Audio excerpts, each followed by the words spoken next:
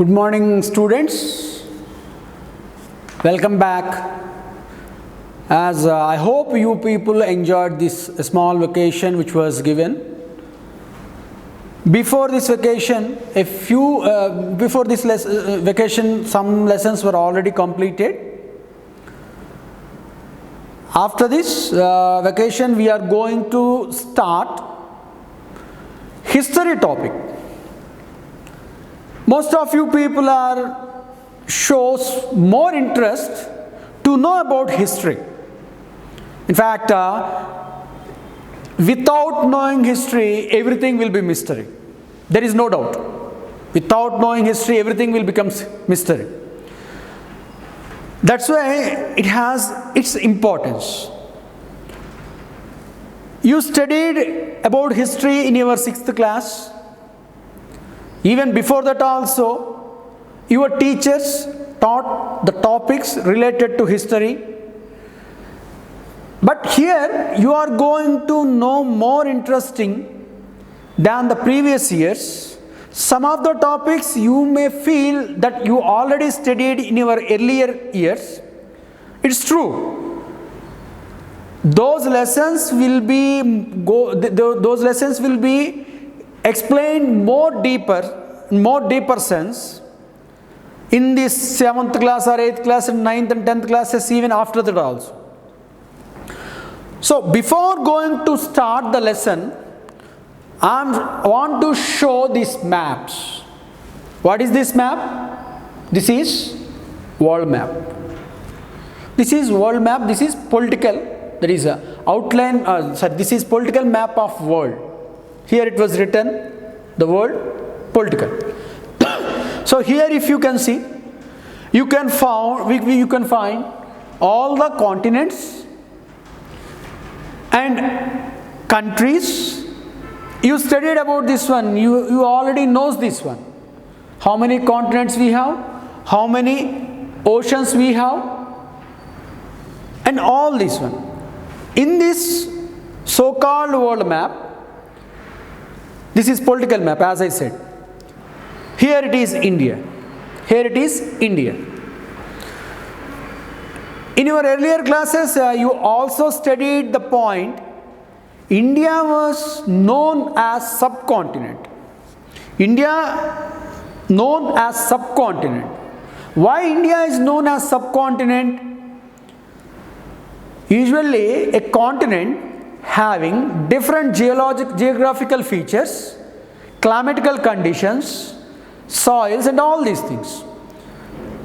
But in India you can find all these varieties within one country, that is in India. No other country in world you can find like this. So India is a country. India is part of which continent? Asia. So India is part of Asia.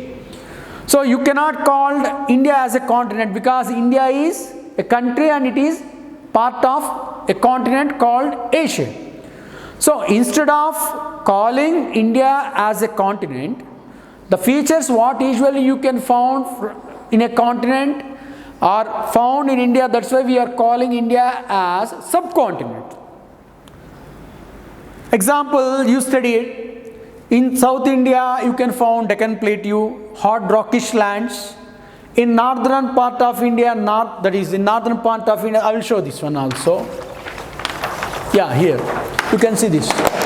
It is political map of India. Here you can find northern plains, very quality of land. Agriculturally, it is very good. Here you can find in Rajasthan these region Dhar desert. Here Deccan Plateau, Central Highlands, it is rockish land form, and these are coastal plains, very good for agriculture. And if you can find even soils are also shown differently. Here in Deccan Plateau you can find black soil. In northern plains and coastal regions you can find aloe vera type of soil. In some areas loamy soil, like varieties of soils that you will know more and more in your future classes and in higher classes. But my point is, why I am showing both these two maps of India and world. These are the maps which are in modern times. These are the maps which are using in modern times.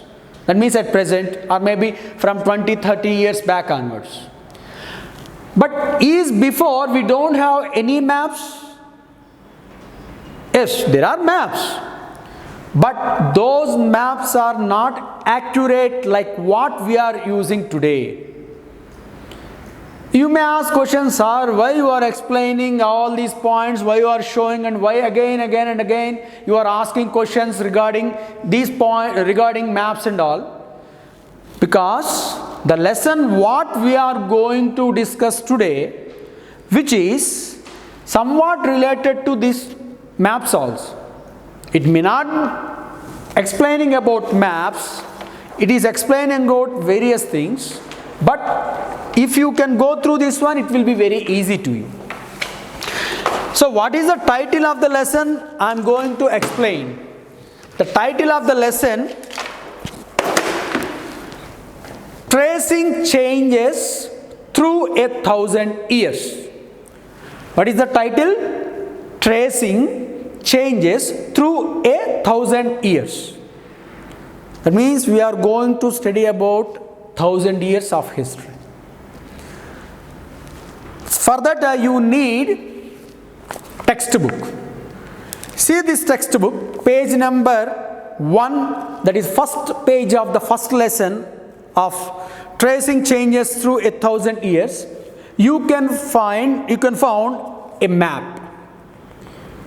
You can found a map. This is a map of Indian subcontinent. As I shown, this is present India, and this is world map. This is the present one, but see this one. Here you can find a map. It is also India map only, but this is not the map of today. It is the map which was drawn long back, that was in 1154 CE. Who made this one? His name was Al-Idirsi. Al-Idirsi was the person who was from Arab, who was a geographer. Those days he was a geographer who drawn this map what you are watching or what you are following in page number 1 of your textbook. Here one more word also you have to be careful. That is CE. You may sometimes raise doubt what is CE. In some textbooks you may found BC, AD. These are two words in history you can found. Instead of BC, now they are using BCE. Instead of AD, using CE.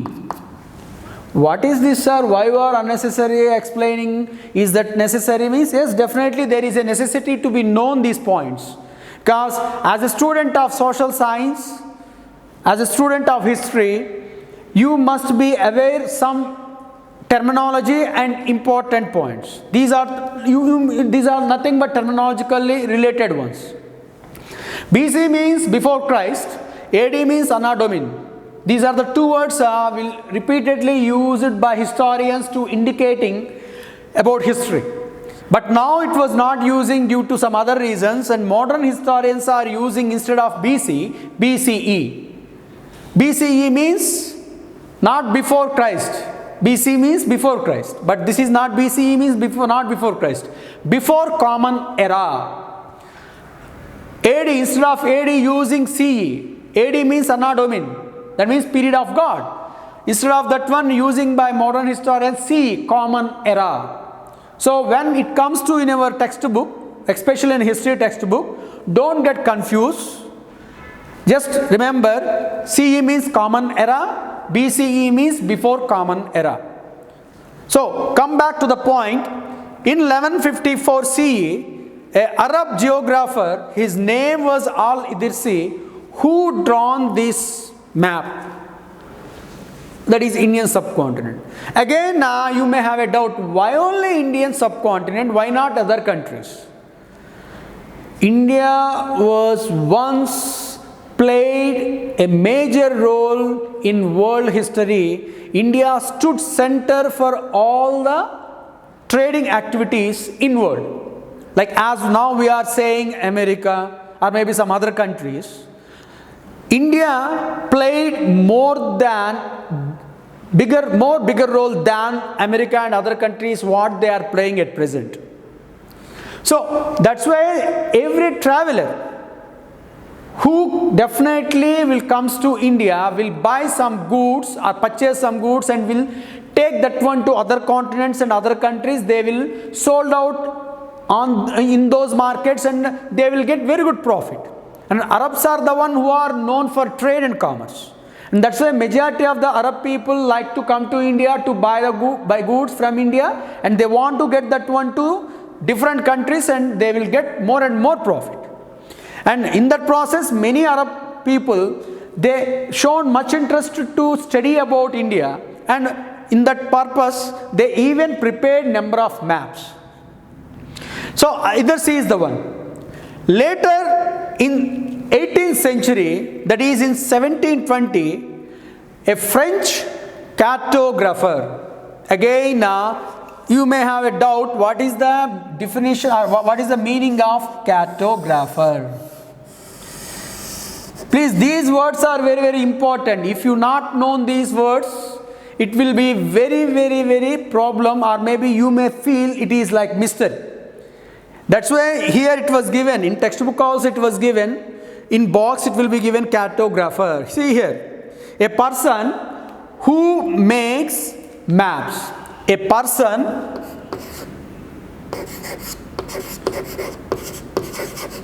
who makes maps or prepare maps.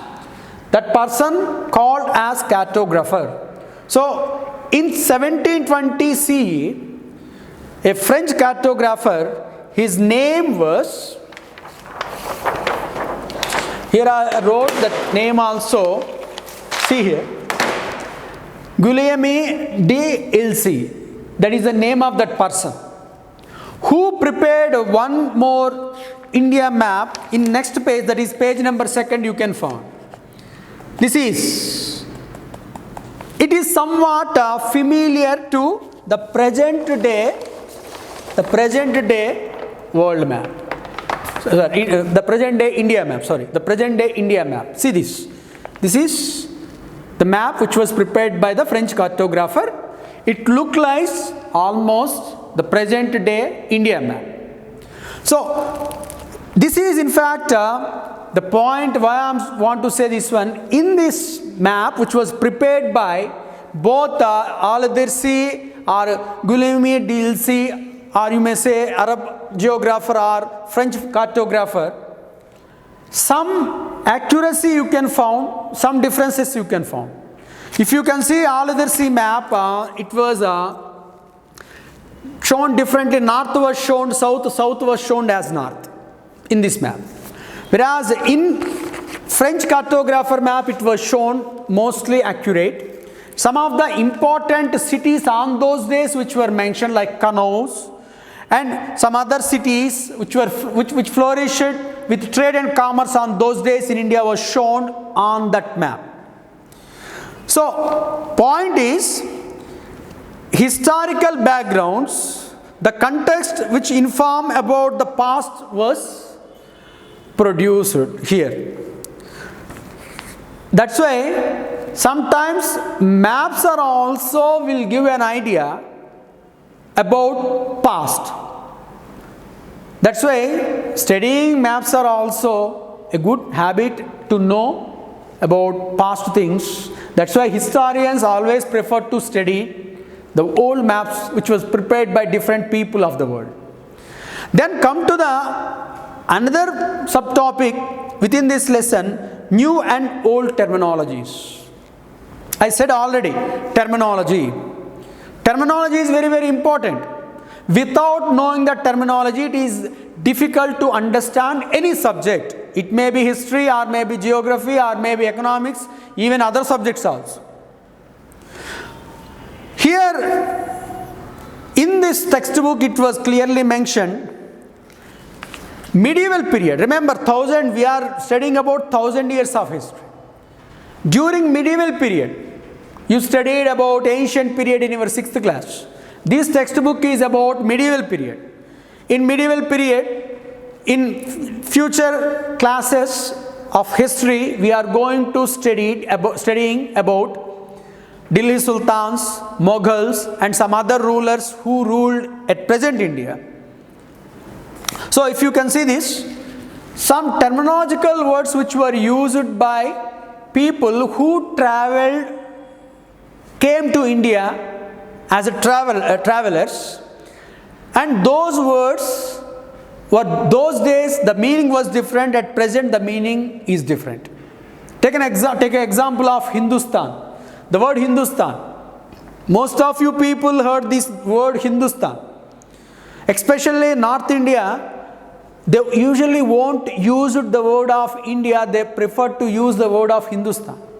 And if you go to some of our neighboring countries, example Pakistan, the people in Pakistan, in the government of Pakistan, are also preferred or always preferred to call India not as India but as Hindustan.